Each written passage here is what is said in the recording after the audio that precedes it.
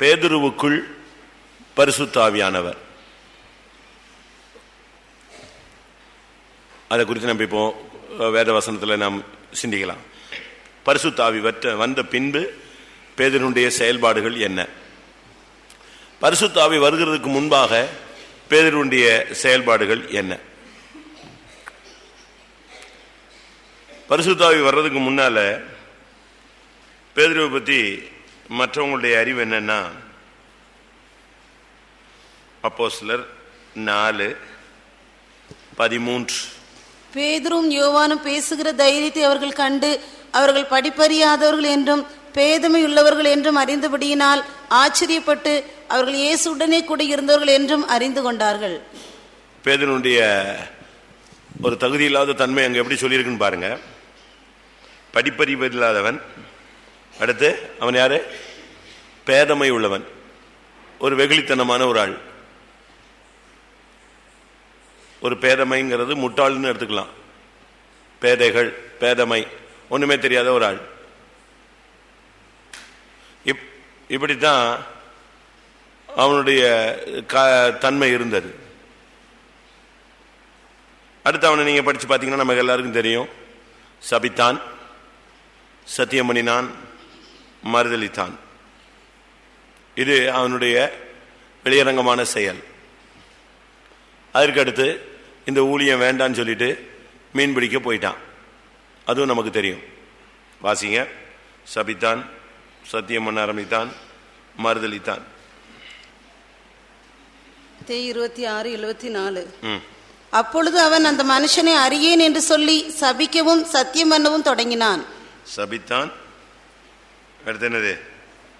சத்தியம் பண்ணவும் தொடங்கினான். அடுத்து மறுதலித்தான். 3 தரம். 72. அவனோ அந்த மனுஷனை நான் அறியேன் என்று ஆணையிட்டு மறுபடியும் மறுதலித்தான், சபித்தான், சத்தியம் பண்ணினான். யோவான் எழுதின சுவிசேஷம் கடைசியில் பார்க்கும் பொழுது அவன் ஊழியத்தை விட்டதாக வேதம் தெளிவாக சுட்டி காட்டுகிறது. அவன் மீன் பிடிக்க போய்விட்டான். முதலாம் வசனம் 21:2. சீமோன் பேதுருவும் திதிமு என்னப்பட்ட தோமாவும் கலிலேய நாட்டிலுள்ள கானா ஊரனாகிய நாத்தான்வேலும் செபதேயுவின் குமாரரும் அவருடைய சீஷரில் வேறு 2 பேரும் கூடியிருக்கும் போது சீமோன் பேதுரு மற்றவர்களை நோக்கி மீன் பிடிக்க போகிறேன் என்றான். அதற்கு அவர்கள் நாங்களும் உடனே கூட வருகிறோம் என்றார்கள். மீன் பழைய லெவலுக்கு போயிட்டான்.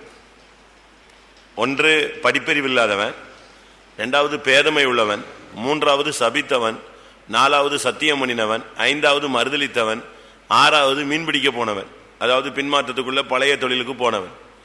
இதான் அவனுடைய பழைய தன்மை. 7வது நேசிக்கும் தன்மையை இழந்து போன ஒரு மனிதன். அதனால தான் இயேசு அவனை பார்த்து என்ன கேட்டாரு? இவர்கள் எல்லாரிலும் நீ என்ன அதிகமாய் நேசிக்கிறாய்? ஏன் அந்த கொஸ்டின் கேட்கிறாரு? 15 யோவான் 21:15. அவர்கள் போஜனம் பண்ணின பின்பு இயேசு சீமோன் பேதுரை நோக்கி, யோனாவின் குமாரனாகிய சீமோனே, இவர்களிலும் அதிகமாய் நீ என்னிடத்தில் அன்பாய் இருக்கிறாயா என்றார். அதுக்கு கேள்விக்கு காரணம் என்ன? அன்பு இல்ல. அன்பு இருந்தா என்ன செய்வான்? ரோமர் 8ஆம் அதிகாரம் கடைசியின்படி கிறிஸ்துவின் அன்பு என்ன செய்யும்? கிறிஸ்துவின் அன்பை விட்டு என்னை பிரிப்பவன் யார்? அன்புல நிலைத்திருந்தா நமக்குள்ள பிரிவு வராது. இயேசுவை விட்டு ஓடி போக முடியாது. அப்ப 7 தன்மை இல்லை, நேசிக்கும் தன்மை இல்லை. இது பரிசுத்த ஆவியில் நிரப்பப்படுவதற்கு முன்பாக அவனுடைய காலங்களில நடந்த காரியங்கள். இப்ப பரிசுத்த ஆவி பெற்ற பின்பு உள்ளதை நான் உங்களுக்கு சொல்றேன். பரிசுத்த ஆவி பெற்ற பின்பு அவனுக்குள்ள நடந்த முக்கியமான காரியம் என்ன? பரிசுத்த ஆவி பெற்ற பின்பு அப்போஸ்தலர் 2ஆம் அதிகாரத்தில் அவனுக்கு பரிசுத்த ஆவியின் அபிஷேகம் கிடைக்குது. அபிஷேகம் கிடைச்ச உடனே அவன் தேவனுடைய வார்த்தையை பேசினான். அதான் முக்கியம். 14ஆம் வசனம். அப்பொழுது பேதுரு 11 கூட நின்று அவர்களை நோக்கி உரத்த சத்தமாய், யூதர்களே, எருசலேம். சவுண்ட கூட்டி தேவனுடைய வார்த்தையை பேசினான். பரிசுத்த ஆவி ஒரு மனுஷனுக்குள்ள வரும் பொழுது வெறும் அந்நிய பாஷை மாத்திரம் அல்ல, அவன் வெளியரங்கமாக தேவனுடைய வார்த்தையை, தேவனுடைய சுவிசேஷத்தை, தேவனுடைய உபதேசத்தை பேசுவான். நமக்கு உபதேசம் பேச வேண்டிய இடத்துல உபதேசம் பேசணும், சுவிசேஷம் பேச வேண்டிய இடத்துல எது பேசணும்? சுவிசேஷம் பேச. ரட்சிக்கப்படாத ஜனங்கள் மத்தியில போய் நம்ம ஆளுங்க சீயோனையும் எருசலேமையும் பேசுவாங்க, அது அங்க எடுபடாது.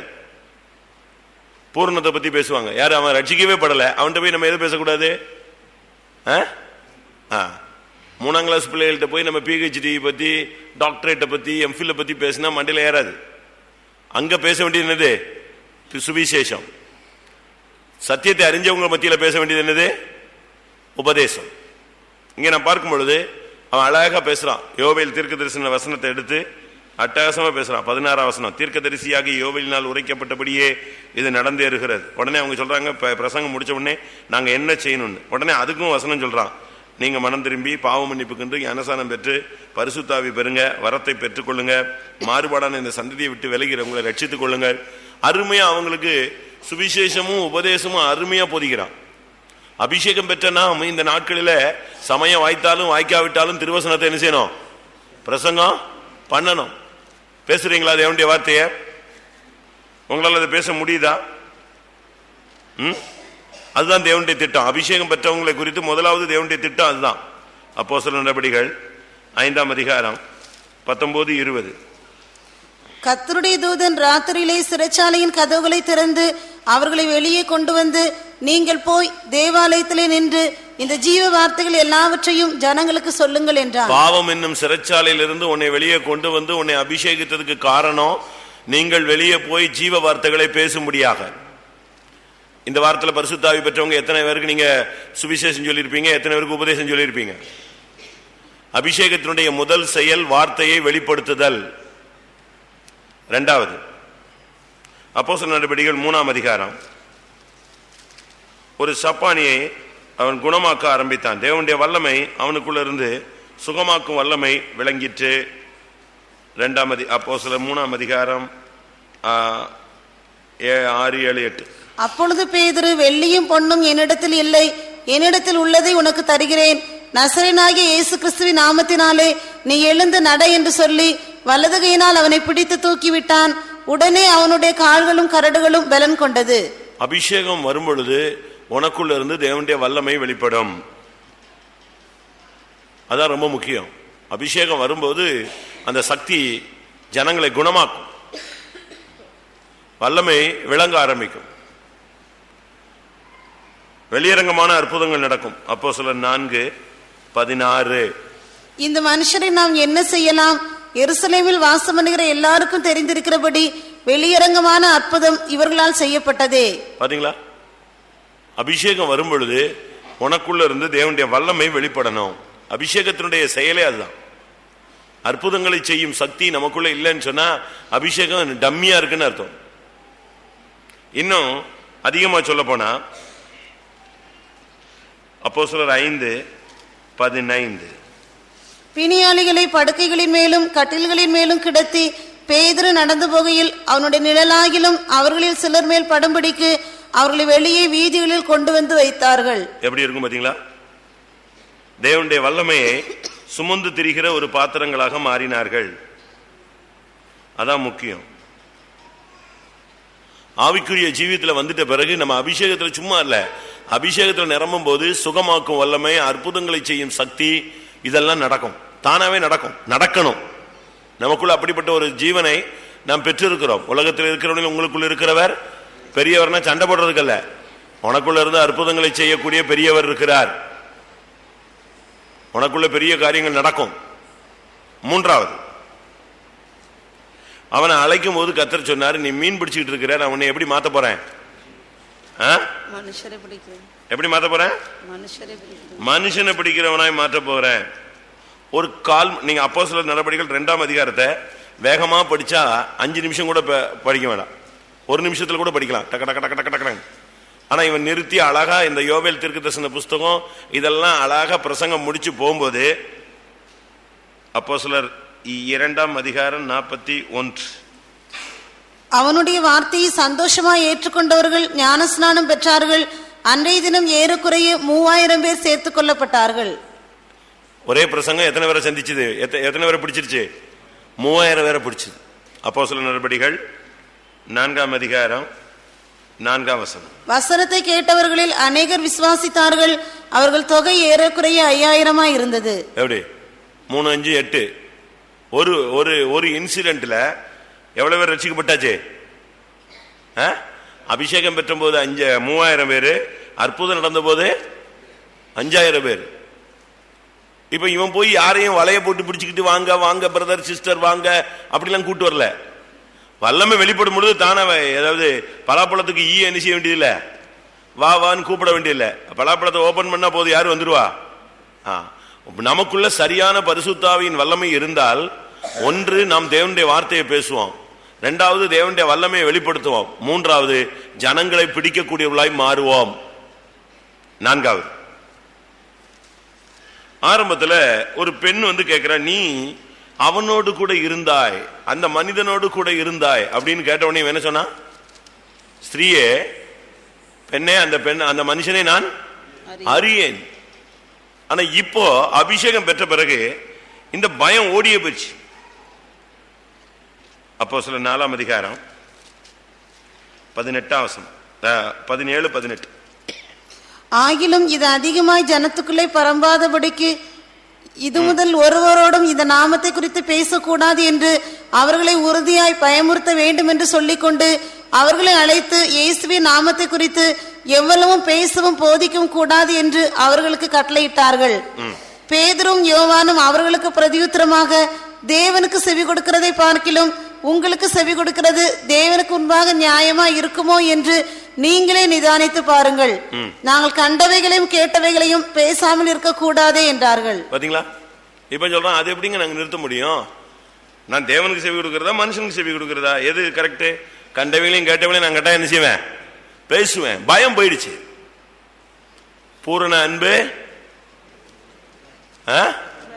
அபிஷேகம் வந்து அன்பு. அபிஷேகத்துக்கு இன்னொரு பேர் என்னது? அன்பு. சரிதானா? ரோமர் 5ஆம் அதிகாரம்.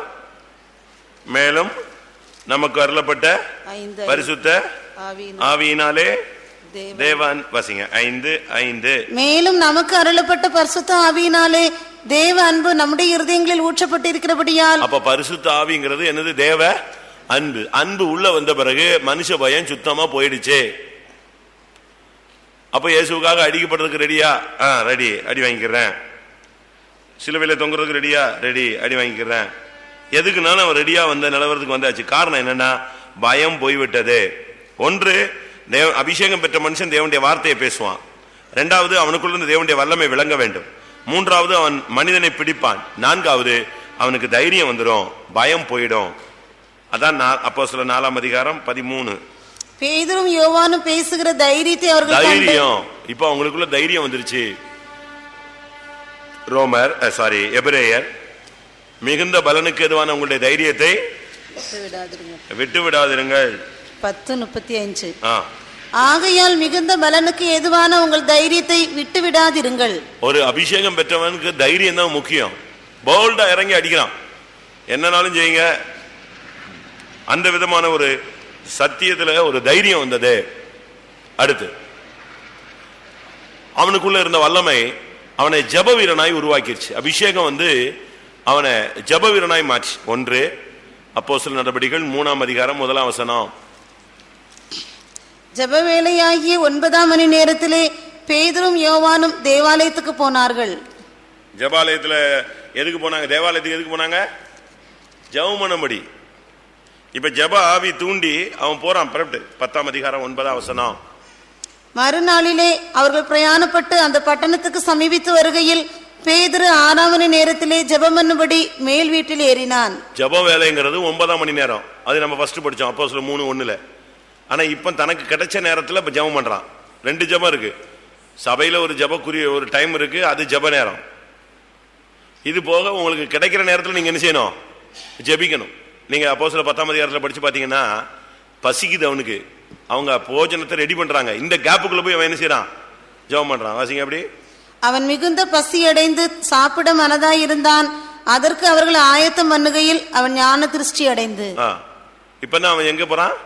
ஜெபிக்க போறான். அதனால நமக்கு இந்த நாட்களில அபிஷேகத்தில் இருக்கிற மனுஷனுக்கு யாரும் சொல்லி தர வேண்டியதில்லை. அவன் ஆட்டோமேட்டிக்கா எங்க போயிடுவான்? தேவ சமூகத்துக்கு போயிடுவான். அபிஷேகம் அவனை லீட் பண்ணும். ஒரு அரை மணி நேரம் டைம் கிடைக்குன்னா சோத்திரம் சோத்திரம், யாரும் பார்க்கலையா, யாரும் இல்லையா, டிஸ்டர்ப் இல்லையா, பிள்ளைங்க இல்லையா, புருஷன் போயாச்சா, ரைட்டு தோத்திரம் பண்ணு, அரை வீட்டு போட்டு தேவ சமூகத்தில் கொஞ்ச நேரம் ஜெபிச்சிடலாம். அப்படி ஒரு பிரேயர் லைஃப் தானாவே அபிஷேகத்தில் உண்டு. அடுத்ததாக சும்மா வெறும் வெத்து வெட்டு ஜபம் கிடையாது, ஒரு சாதாரண ஜபம் கிடையாது. ஜபத்துக்கு அவனுக்கு பதில் உண்டு. ஜப வேளையில அங்க போனா அற்புதம் நடந்துச்சு, இங்கே ஜபம் பண்ணா என்ன கிடைச்சது? மறுபடியும் எந்த வசனம்? அவன் தரிசனம் அடைந்தான், இல்லாவிட்டா ஞான திருஷ்டி அடைந்தான். அதற்கு அவர்களை ஆயத்தம் பண்ணுகையில் அவன் ஞான திருஷ்டி அடைந்து வானம் திறந்திருக்கிறதாகவும் 4 முனைகளும் கட்டப்பட்ட பெரிய துப்பட்டியை போல. 19ஆம் வசனம். பேதுரு அந்த தரிசனத்தை குறித்து சிந்தனை பண்ணி, ஒரு தரிசனம். அபிஷேகத்தில் இருக்கிற மனுஷனுக்கு வெறும் ஜபம் மட்டுமல்ல, ஜபத்திலேயே கர்த்தர் வெளிப்பாடுகளை கொடுக்கிறார், ஒரு தரிசனம் கொடுக்கிறார், ஒரு ஞான திருஷ்டி கொடுக்கிறார், ஒரு வெளிப்பாடு கொடுக்கிறார், ஒரு வாக்குத்தத்தம் கொடுக்கிறார், ஒரு அக்னியை கொடுக்கிறார், ஒரு வார்த்தையை கொடுக்கிறார். அபிஷேகத்துல இருந்து சும்மா எந்திரிச்சு போறது இல்ல. அபிஷேகம் ஒரு நிறைவான ஜீவன், பரிபூர்ண ஜீவன்.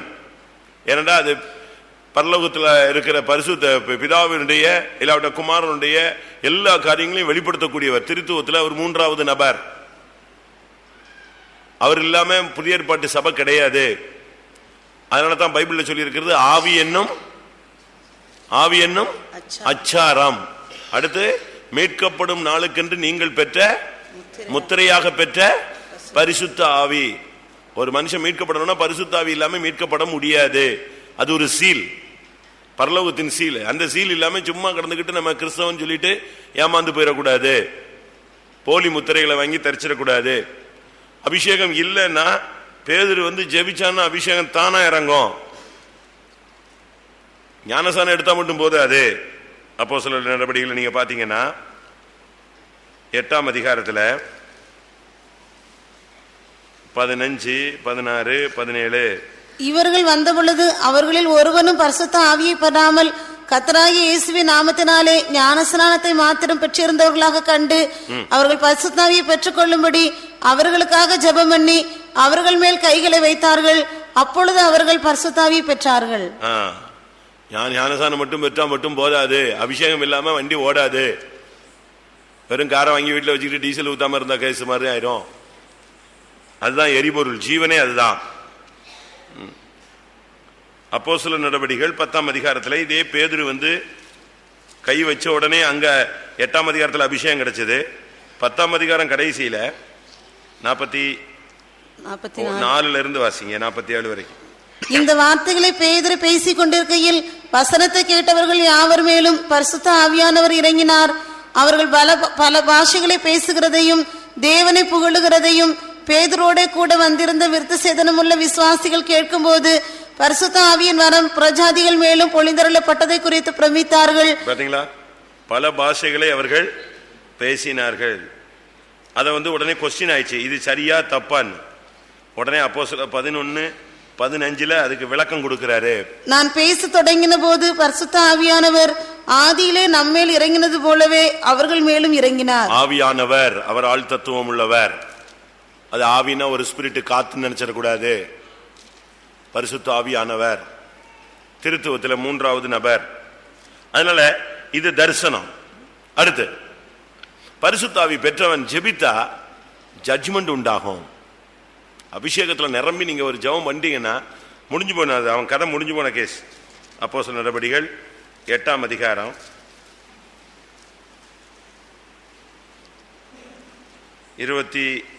20 வாசிங்க. பேதுரு அவனை நோக்கி, தேவனுடைய வரத்தை பணத்தினாலே சம்பாதித்துக் கொள்ளலாம் என்று நீ நினைத்தபடியால் உன் பணம் உன்னோடே கூட நாசமாய் போக கடவது. உன் இருதயம் தேவனுக்கு முன்பாக செம்மையாய் இராதபடியால் இந்த விஷயத்திலே உனக்கு பங்கும் இல்லை பாகமும் இல்லை. ஆகையால் நீ உன் துர்க்குணத்தை விட்டு மனம் திரும்பி தேவனை நோக்கி வேண்டிக்கொள். ஒருவேளை உன் இருதயத்தின் எண்ணம் உனக்கு மன்னிக்கப்படலாம். நீ கசப்பான பிச்சிலும் பாவ கட்டிலும் அகப்பட்டிருக்கிறதாக காண்கிறேன் என்றான். எப்படி ஒருத்தனுடைய லைஃப் உடனே வெளியாகுது. அவனுடைய லைஃப் அப்படி சொல்றான், நீ இப்படிதான் இருக்க, அபிஷேகத்துல நிறைஞ்சி சொல்றான். அவன் மிரண்டு போயிட்டான். அடுத்த வசனம், எனக்கு ஒண்ணு சம்பவிக்க கூடாது, ஜெபிச்சுக்கோங்கிறான். அதற்கு சீமோன், நீங்கள் சொன்ன காரியங்களில் ஒன்றும் எனக்கு நேரிடாதபடிக்கு எனக்காக கர்த்தரை வேண்டிக் கொள்ளுங்கள் என்றான். பணத்தினால அவன் வரம் வாங்கலான்னு பார்த்தான். பணம் பாதாளத்துக்கு போகும், எல்லாவற்றுக்கும் உதவும், ஆனா பரலோகத்துக்கு என்ன செய்யாது? வராது. பணம் ஊழியத்துக்கு தேவை, உலகத்துல தேவை. ஆனா அதை வச்சு நம்ம சபையை மெயின்டைன் பண்ணணும்னு நினைக்கக்கூடாது, பெரிய ஆளாகணும்னு நினைக்கக்கூடாது. பணத்தை வச்சுட்டு தான் ஒரு சிலர் முன்னாளுக்கு வர்றாங்க. ஆனா இங்கே சொன்னா, நீ கசப்பான பிச்சில் அகப்பட்டிருக்கிறதா நான் உன்னை குறித்து காண்கிறேன். அதனுடைய சரியான அர்த்தம், ஒன்னு அவனுக்கு நியாய தீர்ப்பு, ரெண்டாவது ஆத்மாவனுடைய நிலவரத்தை அறியக்கூடிய சக்தி பரிசுத்தாவிலே வந்தது. ஒருத்தனுடைய கேரக்டர் என்ன, அவன் ஸ்டேட்டஸ் என்ன, அவன் மைண்ட் என்னங்கிறத ஆவியானவர் அவனுக்கு அப்படியே வெளிப்படுத்தினார். சரி, பரிசுத்தாவில நிறைஞ்சிட்டு இருக்கோமே இத்தனை வருஷமா, நமக்குள்ள இந்த 7 காரியங்கள் வந்துருச்சா? தேவனுடைய வார்த்தையை பேசுறோமா? கர்த்தருடைய வல்லமையை வெளிப்படுத்துறோமா? எத்தனை ஆத்மாக்களை பிடிச்சிருப்போம்? எவ்வளவு அபிஷேகத்தில் நமக்கு தைரியம் கிடைச்சிருக்கும்? எவ்வளவு ஜபஜீவியம் வந்திருக்கும்? எவ்வளவு தரிசனங்கள் வெளிப்பாடு கிடைச்சிருக்கும்? எத்தனை சத்ருத்துவத்துகளை நாம் நியாயம் திருத்திருப்போம் அபிஷேகத்தில் நிறைஞ்சு நீங்க ஜெபிச்சிட்டீங்கன்னா போதும், அந்த சத்ரு தொலைஞ்சான், பிசாசு செய்வனெல்லாம் ஓடி அழிஞ்சு போயிடும். எல்லாரும் கண்களை மூடுவோம். கொஞ்ச நேரம் டைம், இந்த நேரத்தை நீங்க பயன்படுத்தி மறுதலித்து சபித்து சத்தியம் பண்ணி மீன்பிடிக்க போய் நேசிக்கும் தன்மை அற்றவனாக ஒரு அறிவும் இல்லாம பேதமையான மனிதனை இந்த அபிஷேகம் எவ்வளவு வல்லமையுள்ளவனாய் மாற்றிட்டு, கர்த்தாவே அதே அபிஷேகம் எனக்குள் இருக்கிறது, என்னை இந்த பேதுருவினுடைய வாழ்வை மாற்றி தந்த அதே சக்தி எனக்குள்ளும் ஆளுகை செய்ய முடியாத ஒரு விஷயம் ஒப்பு கொடுக்கிறேன். எல்லாரும் கண்களை மூடுவோம். கொஞ்ச நேரம் தான், முடிஞ்ச முழங்கால் போடுங்க. உங்களுக்குள்ள அபிஷேகம் இருக்கு, ஆனா அதில் செயல்திறனை நீங்கள் உபயோகப்படுத்துகிறீர்களா இல்ல முடக்கிட்டீங்களான்னு தெரியல.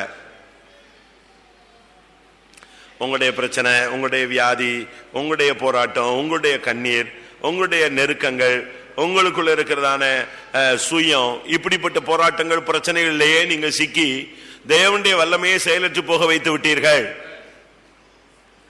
அதெல்லாம் ஒதுக்கி வைங்க, கர்த்தர் அதெல்லாம் பார்த்துக் கொள்வார்.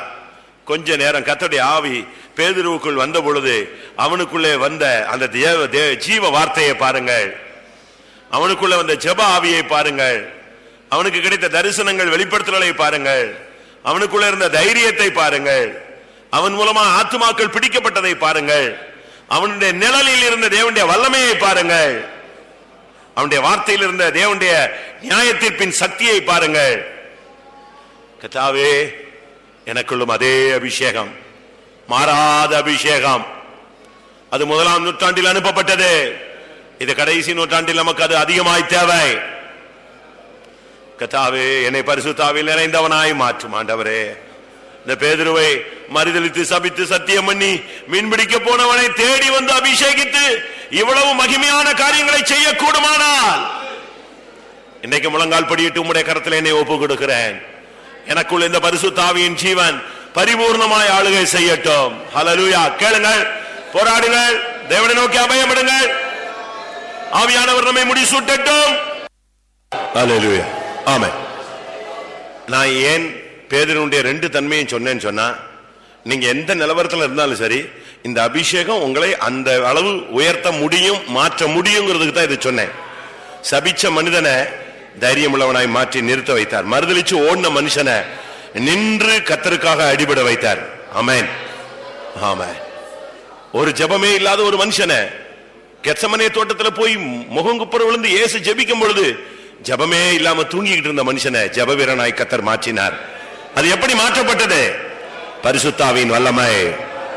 அதுதான் அந்த அபிஷேகத்தை பெற்றுக்கொள்ளுங்கன்னு நான் சொன்னேன். ஹல்லேலூயா. கொஞ்ச நேரம் தான் நமக்கு டைம். உங்களுக்கு இந்த எது தேவையோ, எது குறைவா இருக்கோ அது அபிஷேகத்தில் கேட்டு நிரப்பிக் கொள்ளுங்கள். வாயை திறங்க, முழங்கால போடுங்க, போராடுங்க. ஜெபம், தரிசனம், பயமற்ற தன்மை, சத்துருவை கடிந்து கொள்ளுதல். ஹல்லேலூயா, ஹல்லேலூயா, ஹல்லேலூயா, ஹல்லேலூயா. ஆமென், ஆமென். அபிஷேகம் வரட்டும். நீ மனிதனை பிடிக்கிறவனாய் மாறுவாய். உன் வாயில் ஜீவ வார்த்தையை வைக்கட்டும். வல்லமை விளங்கும் பெட்டியாய் மாறுவாயாக. ஆமென். ஆவியானவர் இறங்கட்டும், இறங்கட்டும். டைமை வேஸ்ட் பண்ணிடாதீங்க. ஹல்லேலூயா.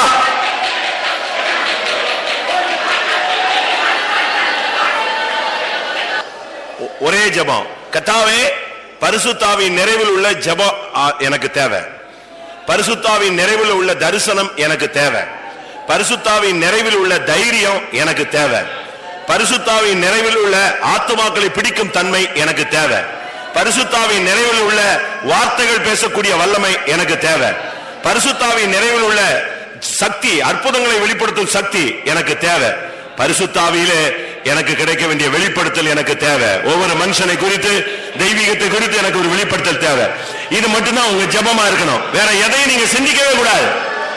இந்த இதே பாயிண்ட்ல நில்லுங்க, கர்த்தர் உங்களுக்கு ஒரு நிறைவை தருவார்.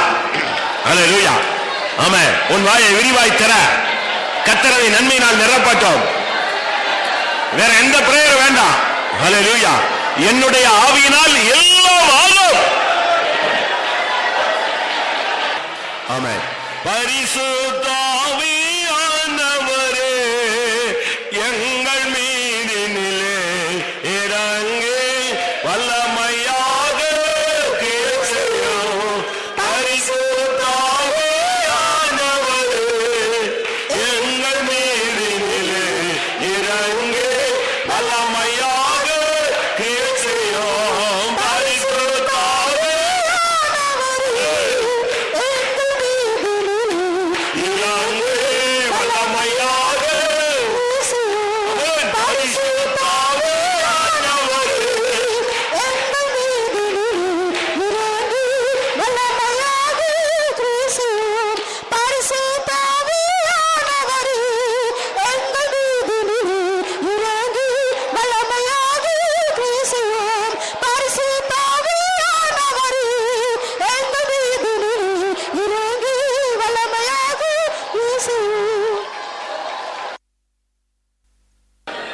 Amen, amen, amen, amen.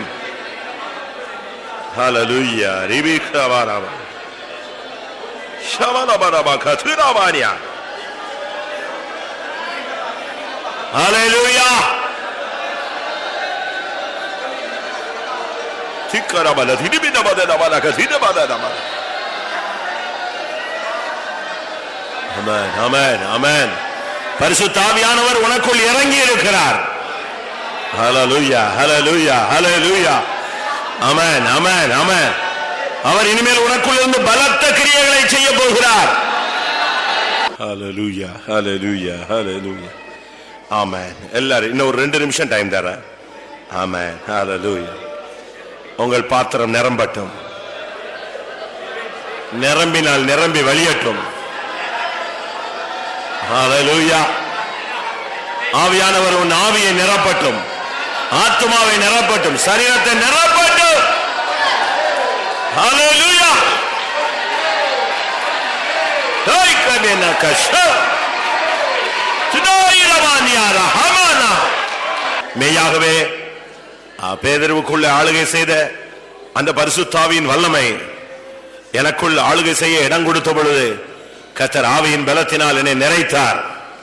எத்தனை பேருக்கு சொல்ல முடியும்? ஆமென்.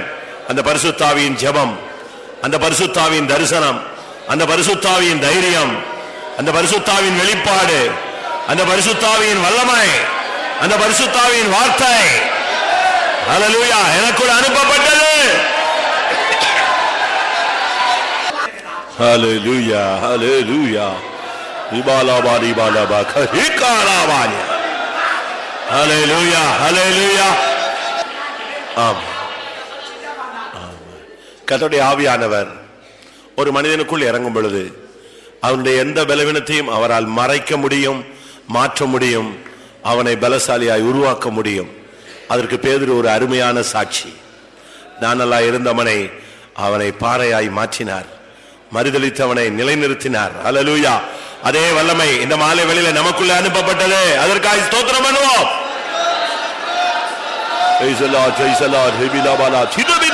ஸ்தோத்திரம், ஸ்தோத்திரம், ஸ்தோத்திரம். பரிசுத்தாவின் பலத்தினால் ஒன்று கூட நம்மை இடை கட்டினார். அதற்காக ஸ்தோத்திரம் பண்ணுவோம்.